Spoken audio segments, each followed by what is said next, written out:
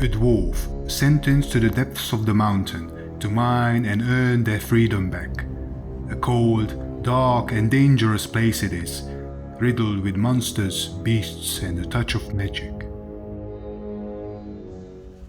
Falterstone is a bit of action, adventure, RPG, roguelite and survival, and is here to depict what solo development truly is, in the form of endless challenges and problems to solve. This prototype merely focuses on the feel of the game, hence the atrocious look to save time, which would be otherwise done well, as the skills and knowledge are there from the many years, but not the tools and resources to do so. But fear not, and embrace the depths of the mountain as it calls.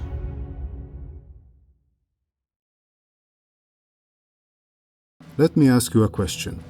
What's the first thing a publisher wants to know about your game? Is it the genre? Or is it knowing that there's multiplayer in it or not? Well, here's the deal. Reality is that making games is a business, and if you're lucky enough to speak with a publisher in the first place, then chances are that they are only interested if you manage to answer the question of what makes your game unique and can differentiate it from your competitors. After you manage to pique their interest with stunning visuals, of course. And the answer usually lies between a bunch of catchy mechanics and tropes in hopes that may or may not carve a slice from that big industry pie. This works well from a marketing point of view. It's a long story with psychology, target audience, marketing principles and practices. However, the novelty can wear off quickly, especially if your goal isn't to churn out games every 2 weeks or so. A more sensible question would be to ask, what happens after the facade falls? Because the magic lies in retention.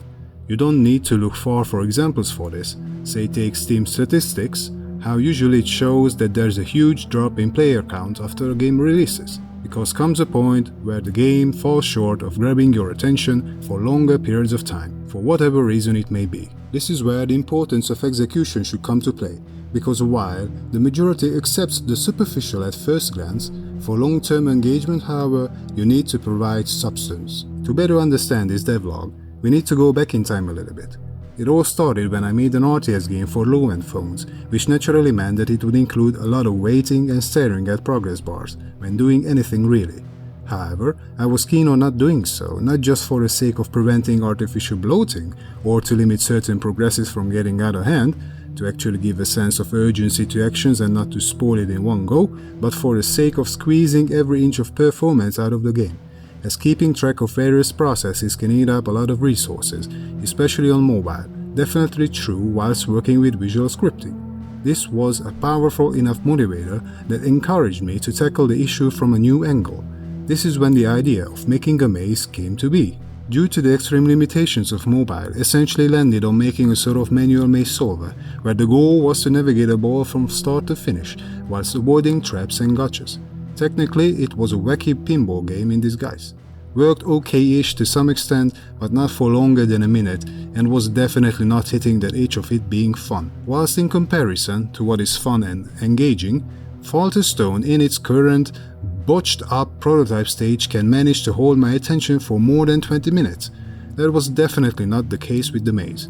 But let's get back to the main story. While the maze didn't quite work out, it proved to be a valuable lesson, both in terms of procedural design, a lot of work went into it, and engagement principles.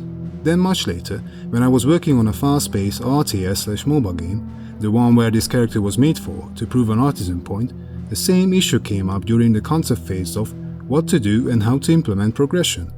My main issue with most of the traditional solutions is that most of the time they don't feel satisfying to earn, if you don't count the arduous task of earning XP as a reward in itself. There's no meaning attached to the challenge, because whatever you do, you are given something, regardless if that something has to do with whatever you wish to unlock. An absolute lack of connection, generally speaking. Because more often than not, it's just an attribute, a mere variable, e.g. you use this ability X number of times, so now we are giving you a better version of it. That you are given under the false pretense that you've earned it by hard labor and gained knowledge of its use. And as such, there's little variation in acquiring it, and you can easily play the metagame to min-max your way through to the end content, only to view it as an obstacle to your end goals. But what if things were different? And this was a big what if that kept me occupied. And as the project was meant to be competitive, the idea of using lackluster mazes didn't quite cut it. It needed something more, something that could stand a chance to exist in a fast-paced environment, something that could cater to the competitive spirit of the game. Imagine this: you are facing an opponent, you are low on resources and the tide of the battle is not in your favor. What would you do in this situation? Keep pushing or try a more riskier approach that may or may not pay its dividends. So as a last resort, you decide that in order to have a chance at winning, you need to acquire new upgrades, ones that can only get you by leaving the battlefield and traversing a jungle with various obstacles and threats, leaving your base to defend itself on its own whilst the time being. And all was powered by your competence, not just timing or luck. Your knowledge, your skills and your positioning matter way more, not by the amount of resources that you could hoard or who could click the fastest, knowing that this was in a multiplayer setting where timing was everything. Hence the idea of this quote-unquote jungle came to be. The same one with some minor adjustments, hoping to be part of Falterstone as well. Now imagine an exciting place where you wander about the rivers and the woods, the meadows and the wetlands, finding quests, solving puzzles and clearing out dungeons in order to unlock skills and the like. A contained adventure within a game, all solely dependent on what you can or cannot do, and thus you are freely given the ability to attempt to gain access to things you normally wouldn't, if required, and as such give you a tactical edge on what and how you progress in the game. Well, at least you could try before meeting your early demise, that is, unless you know the tricks to gain a bit of an edge. To me this, and from a technical and design point, makes a hell lot more sense, and has the ability to create a more dynamic and interesting conclusion to otherwise stale progressions, coming from a competitive and personal perspectives of how games could work. This concept proved to be such a gripping one that it was a no-brainer to implement it into Falterstone's design as well, and as the game is similarly action-oriented, it could play along just as well as it did with its predecessors. Which is why the last week or two was spent figuring out an alternative approach to my previous procedural designs, to make it more efficient and easier to use. Previously, I have tackled procedural gen from various angles and it usually involved a lot of faff, because more often than not, if you choose to make something made at random, you are bound to check what you've made at the end before getting to the fun part. If not, you'll risk making something that's out of place or worse in an area that's not accessible. Hence, whenever I think of this subject, a sort of cold misery descends upon me, because you not just need to come up with things to place, but have to have the know-how and where to put them. And usually, this involves numerous steps and a lot of backtracking and checking the end results at each critical junction, which in turn takes up a considerable time where you have to wait before the process of creation completes itself.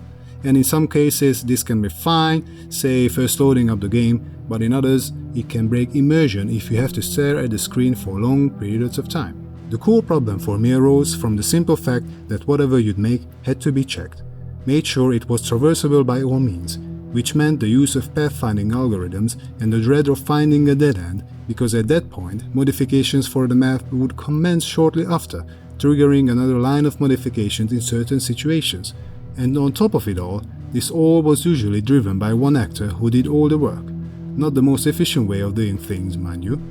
This was the reason why, this time around, the thought was to dissect and simplify some of the processes, to see how little could you get away with, whilst getting somewhat similar results. The first step was ditching working with virtual grids, as I like to call those. Think of numbers in a table. This meant that every time a position was checked against, it needed not to open and extract a bunch of others, just for the one it was looking at and its neighbors, because of how Visual Scripts work. So then, the last step of making sure that there was a path was brought forth with more ease in places where finding a path was necessary. Once it was laid down, rules were applied as to how the world should build itself up. In this case, as you can see, it was a simple dungeon. Mind the kings in the design, this was done purely for testing. However, it turned out that by simplifying the logic, a lot more time and effort needed to be put into making prefabs, a selection of viable placements for objects, which in turn required a lot more fine-tuning, and arguably more assets to cater for certain mismatches for the tiles, some of which are missing from this example. Can say that the goal of making it look somewhat organic and interesting to explore, even at this stage, has been achieved. Obviously a lot more can and should go into this, which would be a challenge on its own. Not just to make sure the map is fun, but to fill it with content accordingly, like monsters, furniture, traps and so forth, to spruce up the space.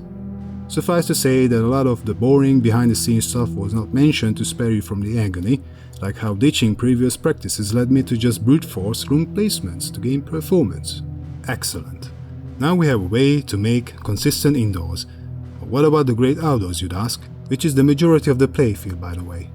Previously, I used a rather odd way of making sure whatever was placed in terms of layout looked quite organic, by using triangles. While this gave me some rather exotic shapes given how we defined a triangle, as seen in this example, but was rather resource intensive. Just imagine trying to press a plane on top of a triangle, figuring out what's inside and what's not. Worked well on smaller scales, but cruel to a hole at large, which is perfectly fine if you do it once per booting up the game. However, I wanted to see what would happen if I were to just use simple predefined shapes to determine space. So that was exactly what I did. I sat down, drew up a bunch of arbitrary forms, plugged it into the engine and watched what it would do on its own. No fancy calculations, just placing down some random objects. And the results, as you can see, are not so far off from what we've seen in the previous example with the triangles, which is why I've decided to go with this alternative approach instead. Sure, it needs a bit more love, much like the dungeon, but it is more or less capable of creating organic forms, like blobs. Mind the cutout to the right, that's just clipping to ensure the word doesn't spill over, which is a useful thing to have when you are thinking of stitching different biomes together. It has to be said that it also helps using larger tiles than before, to speed things up a bit. So to sum it up, when in-game and needing to get a new upgrade, you simply hop over to this quote-unquote overworld and complete a set of challenges, either by directly selecting where you wish to go or by traversing the land at your own pace, keeping in mind that you carry what you've got in the real world. It's up for debate whether you could change your character or not, much like in the previous game. This way, an otherwise meaningless task can become an adventure, filled with exploration, and a sort of urgency if something is tied to events happening in the real world. So while this quote-unquote update will not add much to the prototype in terms of playable content, it was a significant step towards the right direction. Because while I'm more of a creative person, more often than not, stuff like this, the figuring out the details, is an essential part of making games, however boring it may feel. This is why the parallel between solo development and Falterstone was made in the first place, if you can recall it from the landing page of the game. Because there too, you are met with challenges and problems to solve at every turn of a corner, which strangely echoes what technically life is all about, an endless row of obstacles to overcome, because for most of us, things needed to be earned and not given. Alright, if you made it this far, kudos to you, and thank you for being part of this journey. All of which you can find snippets under the community tab as it happens. Again, thank you and take care. See you in the next one.